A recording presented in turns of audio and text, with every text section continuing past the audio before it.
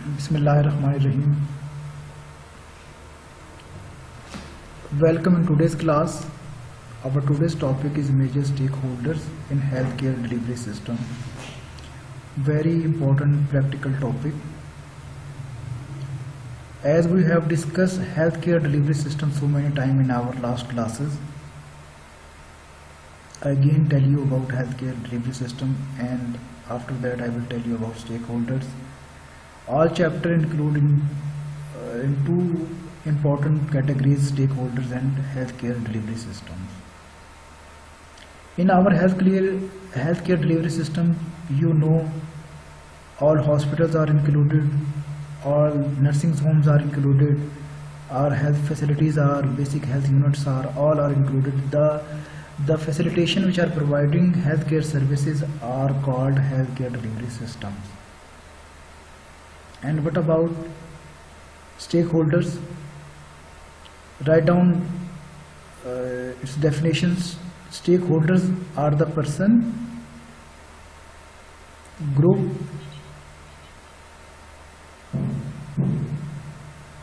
जी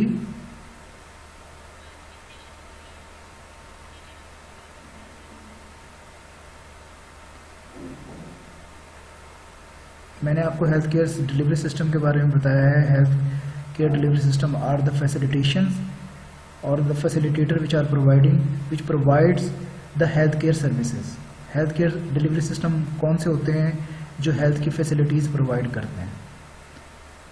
और stake holders के बारे में मैंने आपको बता रहा हूँ. स्टेक होल्डर्स कौन से होते हैं? स्टेक होल्डर्स ये इंडिविजुअल्स भी हो सकते हैं, ग्रुप्स भी हो सकते हैं, ये कोई ऑर्गेनाइजेशन भी हो सकती है, ये कोई और सिस्टम भी हो सकता है,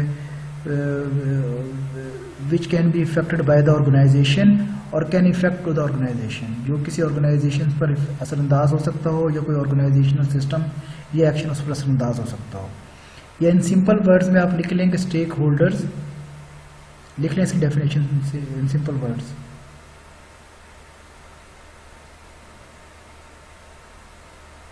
Are individuals,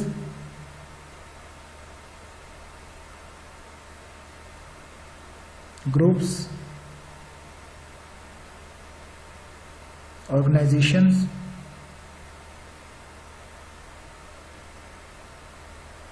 systems,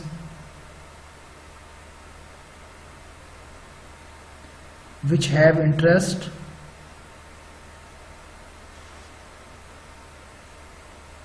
or concern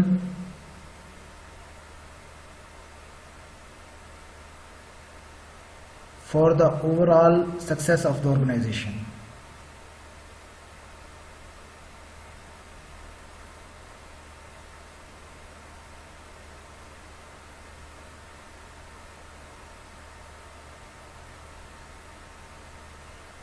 जी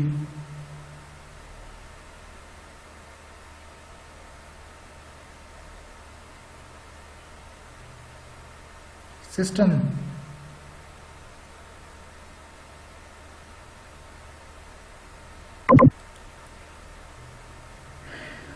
ठीक है. इसका इंट्रोडक्शन हम देख लें. जैसे मैंने अभी आपको डेफिनेशन में बताया, हेल्थ डिलीवरी सिस्टम्स कौन से होते हैं जो आपको हेल्थ सर्विसेज प्रोवाइड करते हैं या रिसोर्सेज प्रोवाइड करते हैं फॉर बेटर हेल्थ. ठीक है. They are included hospitals, clinics, health centres, nursing homes and special health programs in schools, industries and community. These all are called healthcare delivery system. समझ आ गई है? स्टेक होल्डर का मैंने आपको बता दिया है. स्टेक होल्डर क्या होते हैं? Stakeholder encompasses a wide sector of society. They include consumer or patients, communities, healthcare professionals, hospital, healthcare professionals, pharmaceuticals companies होती हैं, non-governmental organization और supplier. These all are called stakeholders. ठीक है. Stake holder कौन होता है? जिसका किसी भी ऑर्गेनाइजेशन में इंटरेस्ट होता है या कंसर्न होता है for the overall success of the organisation. या ये कह लें कि ये वो इन्वेस्टर होता है जिसका ये ऐसा एक बड़ा इंटरेस्ट होता है किसी ऑर्गेनाइजेशन में कि वो कामयाब होगी तो उसको भी कोई ना कोई उससे फ़ायदा पहुंचेगा.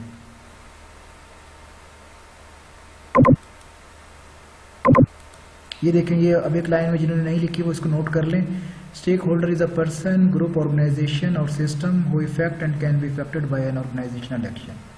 ये किसकी फॉर्मल डेफिनेशन है और मैंने आपको इजी वर्ड्स में बता दिया है कि stakeholder is a person, group, organisation और सिस्टम हु हैव इंटरेस्ट और concern with the overall success of the organisation. तो ये फॉर्मल इसकी डेफिनेशन होगी और मैंने आपको सिंपल वर्ड्स में भी बता दिया।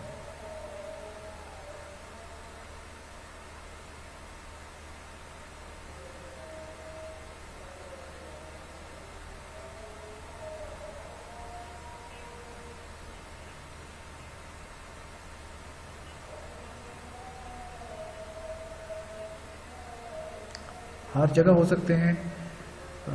आपका कोई भी सेंसेस जो सर्वे आप करते हैं, डेटा कलेक्ट करते हैं, इन्फॉर्मेशन बनती है, वो बहुत सारे स्टेक होल्डर यूज़ कर रहे होते हैं। ठीक है, स्कूल के अपने स्टेक होल्डर्स होते हैं, हेल्थ के अपने स्टेक होल्डर्स होते हैं, लाइफ स्टॉक के अपने स्टेक होल्डर्स होते हैं। मैंने आपको बताया ना, जिनका उस सेक्टर में, उस ऑर्गेनाइजेशन के अंदर जो एक बड़ा इंटरेस्ट होता है उसको स्टेक होल्डर कहते हैं।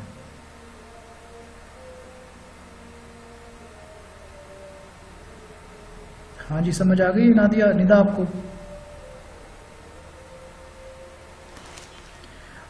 अब आगे देखेंगे। There are 3 types of stakeholder. One is external stakeholder, second is interface stakeholder और third is internal stakeholder. ठीक है, अभी देख लेते हैं one by one. External stakeholder कौन से होते हैं? पहले स्टेक होल्डर का समझ आ गया। स्टेक होल्डर किसे कहते हैं? जिनका ऑर्गेनाइजेशन की सक्सेस के अंदर इंटरेस्ट होता है। ठीक है, या जो ऑर्गेनाइजेशनल एक्शन से इफेक्ट होते हैं। अगर ऑर्गेनाइजेशन कोई बिजनेस करेगी, प्रॉफिट कमाएगी, तभी भी वो फैसिलिटेट होंगे, और अगर नुकसान में जाएंगे तो तभी भी वो स्टेक होल्डर्स पर स्पेसिफिक इफेक्ट पड़ेगा। या जो अपने एक्शन से ऑर्गेनाइजेशन के ऊपर इफेक्ट कर सकते हैं, उनको भी स्टेक होल्डर कहा जा सकता है। अब external stakeholder have 3 categories, याद रखें, in their relationship with the organisation.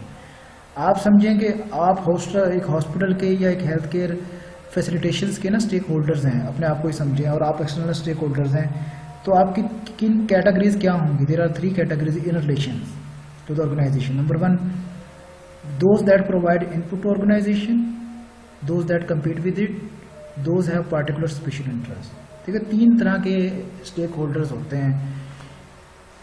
अब नंबर 1 देख लेते हैं कि नंबर 1 कौन सा है। Those that provide input to organization। अब आप ये देखें, the first category includes suppliers, patient and financial communities। There is a symbiotic relationship between organization and external stakeholders, as organization depends upon them for their survival, and in turn stakeholders depends on organization for output। जैसा कि नाम से ही जाहिर है, those that provide input to organization। हमने एक चीज़ को हमने देखा था कि किसी भी चीज़ के ना 3 प्रोसेस होते हैं। इनपुट, उसका जो है कन्वर्जन प्रोसेस, और उसका जो है आउटपुट प्रोसेस, किसी भी चीज़ का प्रोडक्ट हो या सर्विसेज हो। तो बेसिकली जो इनपुट प्रोवाइडर्स होते हैं, जो किसी भी हॉस्पिटल को, हेल्थ केयर सर्विसेज को facilitation in terms of product और सर्विसेज प्रोवाइड कर रहे होते हैं, या फिर जो पेशेंट्स वहाँ पर आकर अपने सर्विसेज ले रहे होते हैं, या कोई फाइनेंशियल कम्युनिटी जिनकी चैरिटी से वो हेल्थ केयर सर्विसेज चल रही होती हैं, उनको हम क्या कहते हैं? एक्सटर्नल स्टेक होल्डर्स कहते हैं। ठीक है, इनका सिम्बियोटिक एक मजबूत रिलेशनशिप होता है, क्योंकि जाहिर बात है पेशेंट नहीं आएंगे तभी भी हेल्थ केयर फैसिलिटीज आप किसको देंगे? आपके पास फाइनेंशियल कम्युनिटी नहीं होगी जिसकी एड से आप हॉस्पिटल या हेल्थ केयर सर्विसेज प्रोवाइड कर रहे हैं। तो वो कम्युनिटी गवर्नमेंट भी हो सकती है, पब्लिक भी हो सकती है, प्राइवेट भी हो सकती है, नॉन गवर्नमेंट ऑर्गेनाइजेशन भी हो सकती है। अगर वो भी नहीं होगी तभी भी व्हाट विल हैपन कि आप वो जो है उसको ज़्यादा देर तक सर्वाइव नहीं कर सकते हैं। सप्लायर नहीं होंगे तो वो आपको मेडिसिन हो गई, आपकी कोई बेड्स हो गए, आपकी कोई व्हील चेयर्स हैं, कोई और ऐसी चीज़ें हैं जो हॉस्पिटल के लिए ज़रूरी हैं, जो आप उससे हासिल करते हैं। और अगर सप्लायर अच्छा होगा और वो अच्छे मटेरियल आपको प्रोवाइड करेगा और थोड़ा सा आपके साथ अच्छे रिलेशनशिप में लॉन्ग रन चलेगा, तो इसका आपको बहुत फ़ायदा होगा ऑर्गेनाइजेशन का। क्योंकि सम टाइम ऐसा होता है कि सप्लायर से आपको जो है इनपुट की जो ज़रूरत होती है, अगर वो अच्छी क्वांटिटी और क्वालिटी में आपको प्रोवाइड ना करे तो उससे भी जो है वो आपकी सर्विसेज इफेक्ट करती हैं। यहाँ तक समझ आ गई?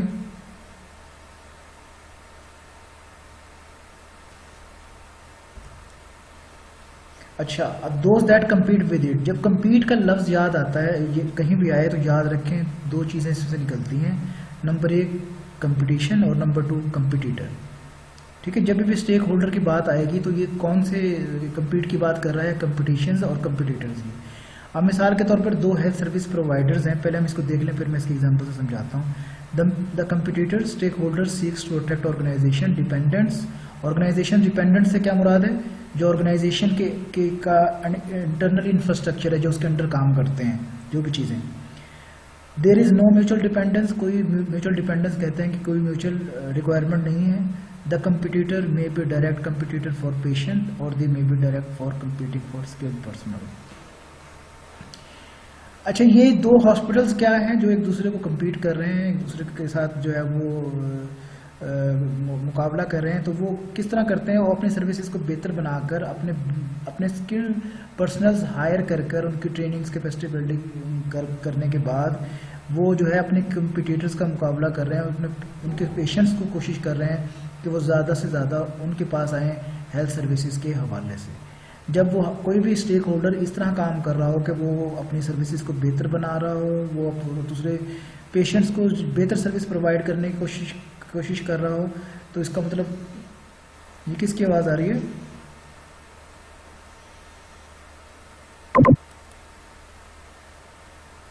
किसका मोबाइल है ये? बंद करवाएं इसको।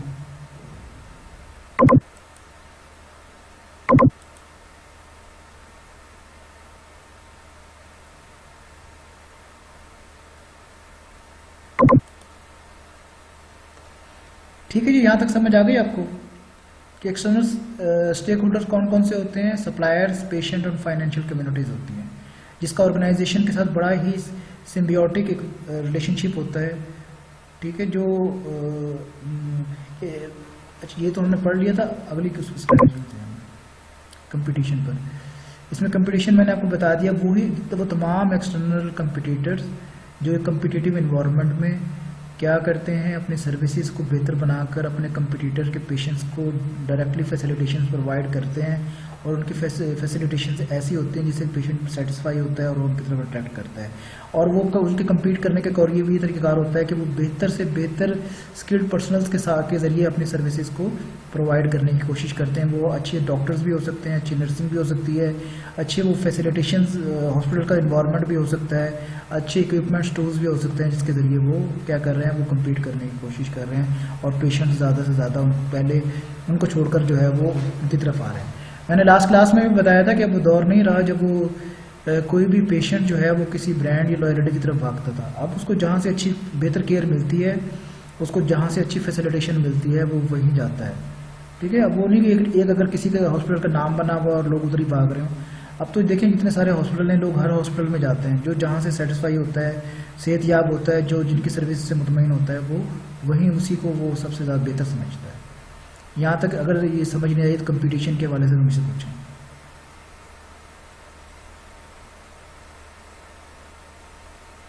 जी निदा,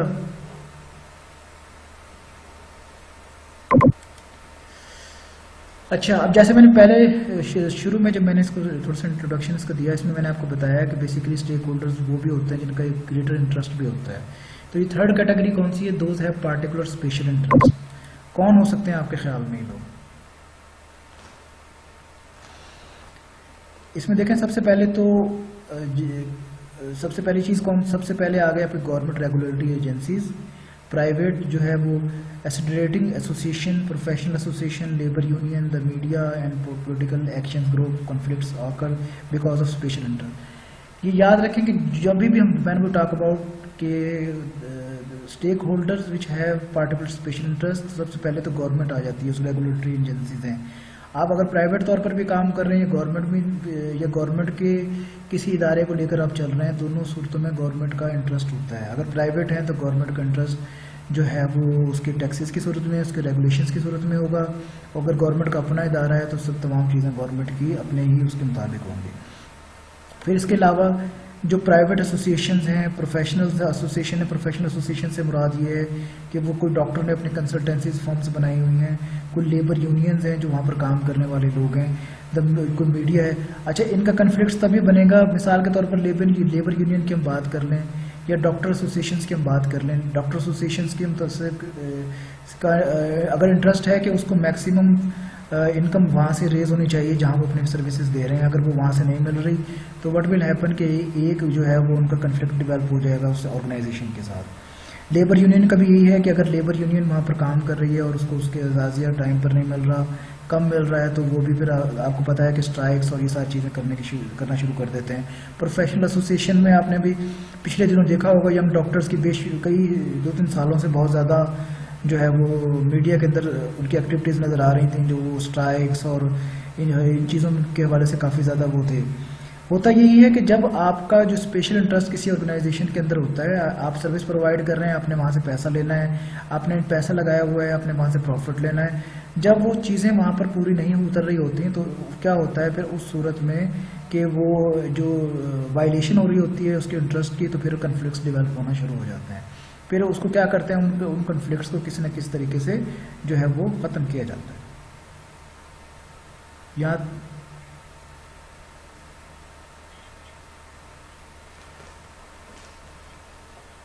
जी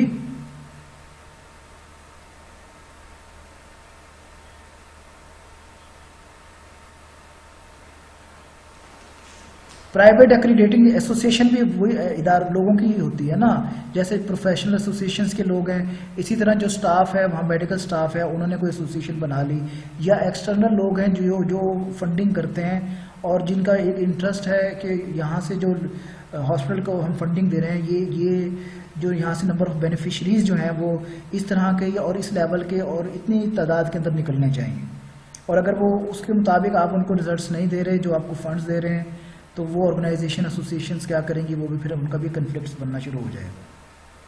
ये तमाम के तमाम मुख्तलिफ ऑर्गेनाइजेशन है जिनका स्पेशल इंटरेस्ट हो सकता है किसी भी ऑर्गेनाइजेशंस के हवाले से when we talk about health and health care.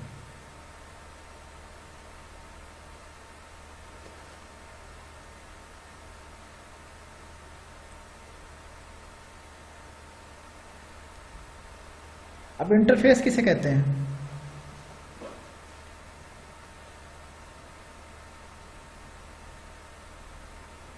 अभी देख लो कि आपको छोटी छोटी चीज़ों का भी जो है वो नहीं पता, या फिर इंटरफेस कहते हैं। हाँ जी,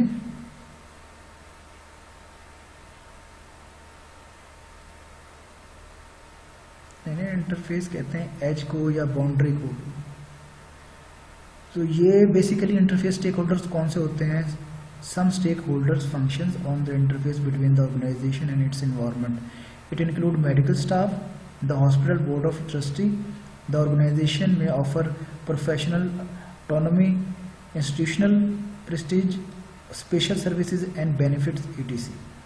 ये कौन से लोग होते हैं जो उस बाउंड्री के अंदर ही ऑर्गेनाइजेशंस के अंदर ही इन्फ्लुएंस कर रहे होते हैं? उसमें आपका मेडिकल स्टाफ आ गया, उसमें जो आपने कोई बोर्ड ऑफ ट्रस्टी बनाए हुए हैं जो डिसीजंस करते हैं, जिस तरह बहुत सारे ये ऐसे हॉस्पिटल्स होते हैं जो जिनके बोर्ड ऑफ ट्रस्टी जो डिसीजंस कर रहे होते हैं, कभी भी किसी किस्म का कोई प्रॉब्लम आ जाए तो वो उनका बोर्ड ऑफ डायरेक्टर कह लें या बोर्ड ऑफ ट्रस्टी कह लें, वो मुकम्मल जो है वो तमाम डिसीजन मेकिंग करते हैं। या फिर कोई और ऑर्गेनाइजेशन जिसको मैंने खुद मुख्तारी दी हुई प्रोफेशनल्स की, डॉक्टर्स कंसल्टेंट आते हैं और वो सारा कुछ कर रहे होते हैं, सारा कुछ देख रहे होते हैं। कोई स्पेशल सर्विसेज के हवाले से हैं जिनसे आप बेनिफिट भी शेयर कर रहे होते हैं और जो है उनसे सर्विसेज भी ले रहे होते हैं। तो इंटरफेस स्टेक होल्डर बेसिकली जो आपकी चार दीवारी या उस ऑर्गेनाइजेशन के अंदर इन्फ्लुएंस जिनका ज़्यादा होता है, जो अंदर रहते हुए मतलब जो है उस पर असरअंदाज होते हैं, तो उनको हम इंटरफेस कहते हैं। उस बाउंड्री के अंदर, उस एज के अंदर रहते हुए जो ऑर्गेनाइजेशंस में इंटरेस्ट रखते हैं और उसकी सक्सेस और उसके फेलियर्स से बहुत ज़्यादा कंसर्निंग होते हैं, उनको हम कहते हैं interface stakeholders. Any question?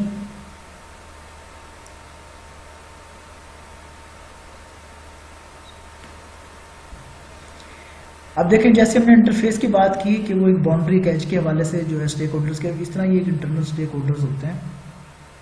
इसमें तो आपकी मैनेजमेंट शामिल है। अब देखिए थोड़ा सा फ़र्क है उसमें, ये medical staff, board of trustee और जो है वो ऑर्गेनाइजेशन की जो प्रोफेशनल ऑटोनॉमी है ये तमाम लोग थे। इसमें आपका जो है प्रोफेशनल और नॉन प्रोफेशनल स्टाफ आ जाता है। प्रोफेशनल में आपके मैनेजमेंट लेवल के लोग और नॉन प्रोफेशनल में जो आपके क्लास फोर्स वगैरह क्लरिकल स्टाफ, ये सब तमाम का तमाम आ जाता है। Management attempts to provide internal stakeholders with sufficient inducement to gain continued contribution from them. Inducement किसे कहते हैं?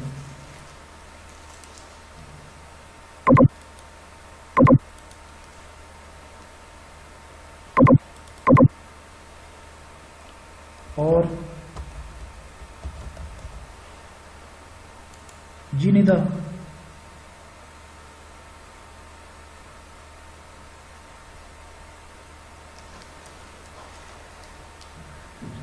एनकरेजमेंट या इंसेंटिव्स को कहते हैं। छोटे छोटे जुमले लिख लिया करें, ये आपकी वोकैबुलरी में इजाफा करते हैं।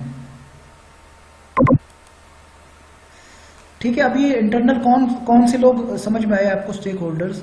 इंटरनल स्टेक होल्डर्स आपका ये मैनेजमेंट के लोग होते हैं, आपके नॉन प्रोफेशनल स्टाफ तमाम इंक्लूड होता है। ठीक है, तो ये इंटरनल स्टेक होल्डर्स बेसिकली क्या करते हैं? ये अपना कंट्रीब्यूट कर रहे होते हैं किसी भी सक्सेस या प्रोडक्टिविटी की तरफ ऑर्गेनाइजेशन को बढ़ाने के हवाले से। जी बोलो। नॉन प्रोफेशनल स्टाफ में क्लास 4 के जितने भी लोग होते हैं, उसमें जो क्लरिकल लोग होते हैं 16 से जो नीचे होते हैं, तो उनको ये तमाम नॉन प्रोफेशनल स्टाफ होता है। ठीक है ना। मेडिकल स्टाफ अलहदा होता है। मेडिकल स्टाफ में वो ट्रेंड लोग होते हैं, प्रोफेशनल होते हैं। नर्सिंग भी ट्रेंड होती हैं, हमने पढ़ा था नर्सिंग के हवाले से भी। डॉक्टर्स भी ट्रेंड होते हैं। अगर कोई जो है वो और कोई ऐसे टेक्निकल स्टाफ, हम नॉन प्रोफेशनल वो होगा जिसकी जो क्लास 4 होगा। जिस तरह ये आपके अटेंडेंट होते हैं, सफाई वाले होते हैं, जो कोई क्लर्क होता है, कोई स्टोर कीपर होता है, ये तमाम के ये ऐसे लोग जिनको नॉन प्रोफेशनल स्टाफ कहा जाता है।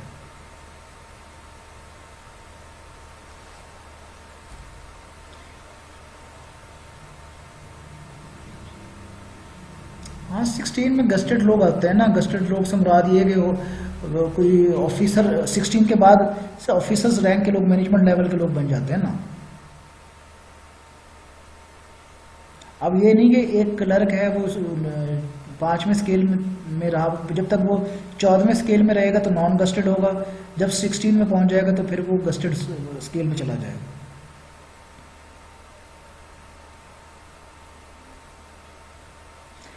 अच्छा, stakeholder in health care delivery system. अब ये देख लें कि अब हम इनकी कैटेगरीज को थोड़ा सा हम डिस्कस कर रहे हैं। सबसे पहली चीज़ है government, number 2 public, number 3 providers, number 4 hospital administrator and governing bodies, और नंबर 5 पे नॉन गवर्नमेंट। स्लाइड्स डाउनलोड कर ली थी आप लोगों ने?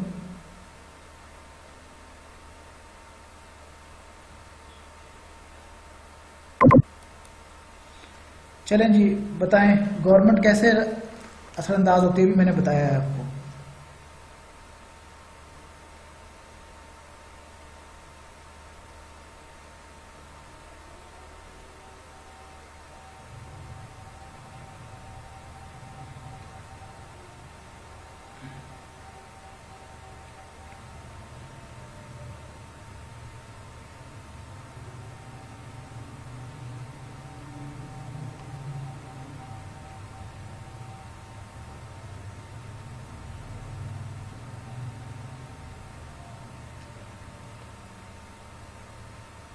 Very good.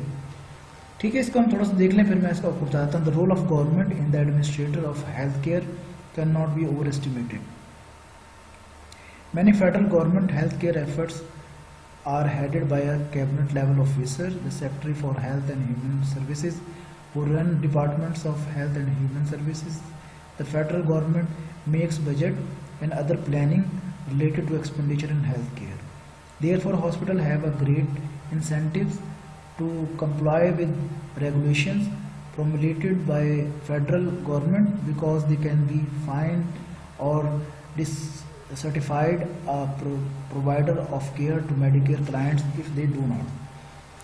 देखिए, जैसे कि अभी इन्होंने बताया है कि जो गवर्नमेंट के under supervision health care hospital या सर्विस सेंटर्स चल रहे हैं उनको तो गवर्नमेंट रिस्पॉन्सिबल होती है, और वो तमाम के तमाम या तो कोई कैबिनेट लेवल का ऑफिसर, जिसको जिस तरह डिस्ट्रिक्ट लेवल पर आपके पहले थे एग्जीक्यूटिव डिस्ट्रिक्ट ऑफिसर, और आजकल ये CEOs हैं, चीफ एग्जीक्यूटिव ऑफिसर, इनके अंडर सुपरविजन काम कर रहे होते हैं और प्रोविंस पर ये सेक्टर्स के अंडर काम करते हैं। तो अगर जो गवर्नमेंट के हॉस्पिटल होते हैं गवर्नमेंट की रिस्पॉन्सिबिलिटी में होते हैं, गवर्नमेंट ही उनको एक मखसूस बजट देती है, उस मखसूस बजट के तहत ही वो चल रहे होते हैं। अगर वो बजट या तो लैप्स हो जाएं या तो फिर गवर्नमेंट ही उनको PFC और NFC अवार्ड्स के सूरत में जो है वो दोबारा फंड्स प्रोवाइड करती है। लैप्स का मतलब ये है कि सम टाइम ऐसा होता है कि आपको यूटिलाइजेशन नहीं आती और टाइम गुजर जाता है और वो ड्यूरेशन बजट का ख़त्म हो जाता है, तो फिर वो रीअप्रोप्रिएशन का एक प्रोसेस होता है। और सम टाइम ऐसा होता है कि आपने जो पैसे लिए वो आपने सही तरीके से प्लानिंग नहीं की, फोरकास्ट बजट नहीं आपको प्लान किया और आपको ज़्यादा पैसों की ज़रूरत पड़ी थी, और आपने फिर क्या किया कि वो हेड्स में ज़्यादा पैसे इस्तेमाल कर लिए, तो फिर जो है वो भी एक जो है दोबारा उसकी तरफ जाता है, रिवाइज होता है बजट। और वो अव्वल तो वो इसके ऊपर वो काफ़ी कोई वो भी करते हैं नाराज़गी और जिस तरीके से जो भी होता है, और ऑडिट में भी इसका ऑब्जेक्शन लगता है। लेकिन ये है कि वो फिर किसी न किसी तरीके से उनको उस गैप को, अगर वो फेडरल लेवल पर या प्रोविंस लेवल पर जो सेक्टरी लेवल के लोग होते हैं वो अगर डिसीजन कर लें तो वो कर देते हैं, अदरवाइज़ फिर वो पूरा साल वो उसी तरह वो जब तक नेक्स्ट फिस्कल ईयर स्टार्ट नहीं होता उसी तरह वो गुजरता है। तो बेसिकली गवर्नमेंट जो प्राइवेट सेक्टर्स पर अपने बाय रूल्स जो है वो टैक्सेस की सूरत में करती है, और अगर खुदा न खास्ता वहाँ पर कोई ऐसी लीगल एक्टिविटीज़ देखे जो वहाँ पर हो रही होती है तो वो क्या करती है, उसको फिर वो वहाँ पर बाय रूल उसको स्टॉप करती है। इस तरह आपने देखा होगा कि बहुत सारे ऐसी हम खबरें सुन रहे होते हैं कि बहुत ज़्यादा प्राइवेट हॉस्पिटल्स में जो है वो किडनी ट्रांसप्लांट करा दिया गया, पैसे लेकर किसी गरीब की किडनी किसी को लगा दी गई। गुर्दों का हमने सुना कि इस तरह चेंज कर दिए जाते हैं, बहुत सारे डॉक्टर्स भी इसमें मुलव्विस नज़र आए, ठीक है ना, इस तरह। और दूसरे ये बहुत बड़ा स्कैंडल कि वो बॉर्न बेबी जो होता है वो जो है वो चेंज कर दिया जाता है, या खुदा न खास्ता उसको जो और मुख्तलिफ तरीक़ों से जो है ना वो जहाँ पर जो वायलेशंस का ख़तरा होता है, तो फिर गवर्नमेंट क्या करती है कि वहाँ पर फिर अपनी रेगुलेशंस और बाय रूल्स जो है वो उसको स्टॉप करती है, और अगर कोई ऐसा हो तो उसको वो फाइन करती है, और अगर बड़ा क्राइम हो तो फिर वो उसको सज़ा के सूरत में भी उसको इम्प्लीमेंट करवाती है। यहाँ तक कुछ चीज़ समझ नहीं आई तो पूछें।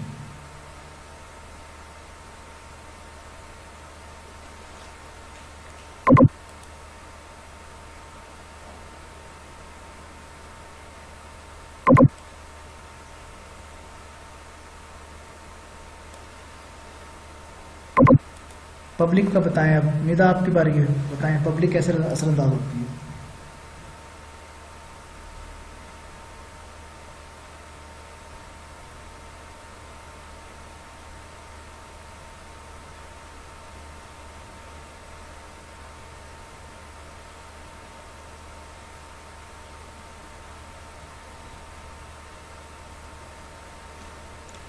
हाँ, पब्लिक में अभी देखें ना कि आपके जो पेशेंट्स हैं, आपके जो कंज्यूमर हैं, जो हेल्थ केयर सर्विसेज ले रहे हैं, ठीक है ना, अगर आपकी उनको वो सर्विसेज क्वालिटी वाइज अच्छी देंगे, उसकी कास्ट कम होगी और वो इजीली एक्सेस कर सकेंगे, तो इट मीन्स कि you are giving good services to them and the people are satisfied from you. ठीक है, अब आप ये देखेंगे पब्लिक ही को फैसिलिटेशंस प्रोवाइड करने के लिए गवर्नमेंट भी और प्राइवेट इदारे भी जो है वो कोशिश कर रहे होते हैं कि तमाम एरियाज़ को कवर किया जाए। मिसाल के तौर पर अब आप ये देखें कि वो एरियाज़ जहाँ पर पहले आज से चले जाएं 20-25 साल पहले ये बेसिक हेल्थ यूनिट्स नहीं हुआ करते थे, या फिर कोई ऐसा वो नहीं हुआ करता था जहाँ से उनको फौरी तौर पर तिब्बी इमदाद दी जाए, तो अब उस वाइड एरिया को कवर करने के लिए गवर्नमेंट भी पहुंच रही है अपने हॉस्पिटल्स के ज़रिए, और वहाँ पर कहीं ना कहीं आप देखें प्राइवेट क्लिनिक्स और हेल्थ केयर सेंटर्स और इवन छोटी मोटी जो मेडिकल स्टोर या मेडिसिन की कुछ ना कुछ आपको फैसिलिटेशन नज़र आना शुरू हो जाएगी। तो बेसिकली जो पब्लिक है उसका भी एक ग्रेट इंटरेस्ट होता है, क्योंकि वो बेसिकली आपकी सर्विसेज की को एज अ कंज्यूमर ले रही होती है, और एज अ पेशेंट भी वो आपकी सर्विसेज जो है वो यूज़ कर रही होती है, ताकि और इसमें उनको what they are required, the public is concern with quality, cost and access to care. आप अच्छी सर्विस प्रोवाइड कर रहे हैं लेकिन वो उनके वो एक्सेस में ही नहीं है, ऐसी जगह पर है जहाँ से उनको आने में बहुत टाइम लग जाता है, तो वो भी उनके लिए वो नहीं है। अनसेटिस्फैक्शन का सबब बन सकता है। तो इसलिए क्या है कि nowadays there are wide range of coverage that can be customise to their specific needs. उनकी नीड्स को सामने रखते हुए हम कोशिश कर रहे हैं कि अपना एरिया, हेल्थ सेक्टर के वाले से मैं बात कर रहा हूँ, कि उस मैक्सिमम एरिया को हम कवर करें और हर बंदे को कोशिश करें कि वो हर उसके जो बेशक वो स्कैटर्ड एरिया में बैठा है या क्लस्टर एरिया में बैठा है, हम उस तक वो फैसिलिटेशन तक ले जाएं और उसको प्रोवाइड करें। और दूसरे ममालिक में तो आपको मैंने बताया था हेल्थ केयर सर्विसेज के लिए जो थर्ड पार्टीज भी अपना रोल अदा कर रही होती हैं, और वो किसी भी सूरत में अगर वो कोई प्रॉब्लम आ जाता है तो वो फिर जो है वो हेल्थ और हेल्थ केयर सर्विसेज जो है वो उसके एक्सपेंडिचर्स को मीट करने में हेल्प आउट करते हैं। ये कोई पूछने को क्वेश्चन आपको है तो?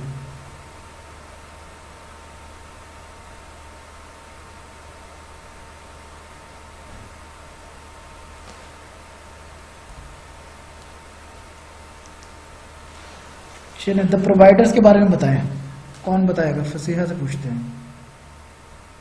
प्रोवाइडर्स मुराद सर्विस प्रोवाइडर्स और इन terms of health and health care.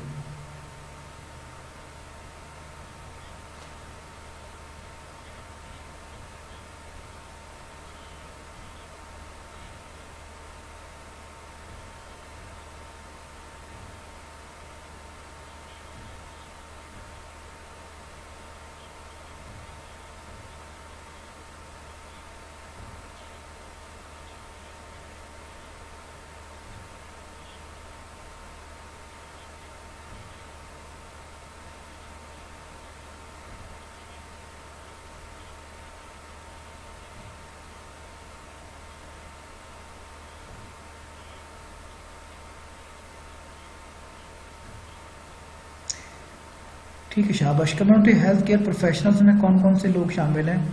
आपकी नर्सेज, हेल्थ वर्कर्स, दाइज, doctors of community health center, voluntarily health workers, ADC, ये तमाम के तमाम सर्विस प्रोवाइडर्स हैं। ठीक है, जो आपको community health care services provide कर रहे हैं बीइंग अ प्रोफेशनल्स। फिर hospital health care professionals, it include physicians, nurses and pharmaceutics. ठीक है, इसमें एक दो चीज़ें याद रखें, एक कम्युनिटी हेल्थ केयर प्रोफेशनल है, एक हॉस्पिटल हेल्थ केयर प्रोफेशनल है। कम्युनिटीज़ में इस तमाम लोग सर्व कर रहे हैं, और जो हॉस्पिटल में हेल्थ केयर प्रोफेशनल्स हैं वो आपके फिजिशियंस आते हैं, जो हाई क्वालिफाइड नर्सेज होती हैं, जो फार्मास्यूटिक्स बैठे होते हैं, फार्मास्यूटिकल सर्विसेज दे रहे होते हैं, ये तमाम के तमाम इसमें इनको हम कहते हैं हॉस्पिटल हेल्थ केयर प्रोफेशनल्स। यहाँ तक कोई क्वेश्चन है तो मुझसे पूछें।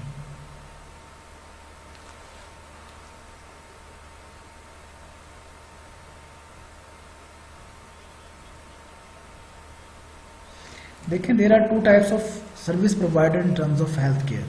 One is community health care professional, second is hospital health care professional. Community health care से मुराद के जो आपको आपकी रूरल एरियाज के अंदर ही बेसिक हेल्थ यूनिट के अंदर ही फैसिलिटीज दे देते हैं, आपको मेजर हॉस्पिटल तक आने की जरूरत नहीं पड़ती।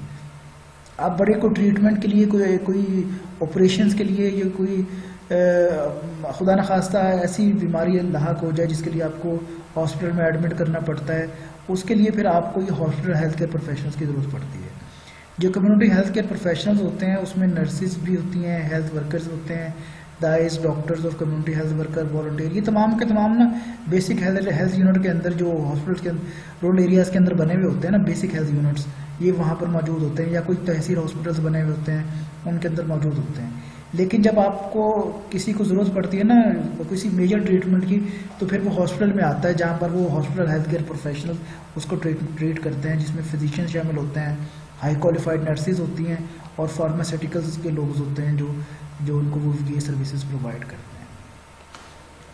यहाँ तक समझ आ गई?